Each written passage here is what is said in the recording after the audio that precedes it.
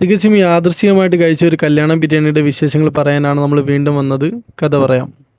ഞാൻ നല്ല വിശന്നിട്ട് ഡാണാപ്പടി വഴി ഇങ്ങനെ പോകുന്ന സമയത്ത് ദൂരെ നിന്നൊരു ബോർഡ് കണ്ട് 100 രൂപയുടെ ബിരിയാണി എന്ന് പറഞ്ഞാൽ ആ ഷോപ്പിൽ പോയപ്പോഴത്തേക്ക് അവിടെ ഡൈനിങ് ഇല്ലാത്തതുകൊണ്ട് തൊട്ടിപ്പുറത്തെ ഷോപ്പിൽ കല്യാണ ബിരിയാണി എന്നൊക്കെ ബോർഡ് വായിച്ചിട്ടാണ് ഞാൻ കയറിയത്. കയറി കഴിഞ്ഞപ്പോൾ എനിക്ക് വലിയ എക്സ്പെക്റ്റേഷൻ ഒന്നും ഇല്ല. അത്യാവശ്യം നീറ്റാണ് അവിടെ, അവരുടെ കിച്ചനും എല്ലാം നീറ്റാണ്, കുഴപ്പമൊന്നുമില്ല.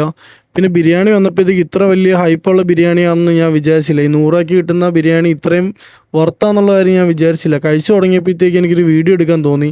പക്ഷേ അപ്പോൾ വീഡിയോ എടുത്തില്ല. കഴിച്ചിരിക്കുന്നതിൻ്റെ ആ ഒരു ടേസ്റ്റ് ഇങ്ങനെ ആസ്വദിച്ച് ഇങ്ങനെ കഴിക്കുന്ന സമയത്ത് വീഡിയോ എടുക്കാൻ പറ്റിയില്ല. അപ്പോൾ ഞാൻ കഴിച്ച് ഇറങ്ങിയതിന് ശേഷം അവരുടെ അടുത്ത് പറഞ്ഞിട്ടാണ് ഒരു വീഡിയോ എടുത്തോട്ടെന്ന് ചോദിച്ചിട്ടാണ് ഈ വീഡിയോ എടുക്കുന്നത്.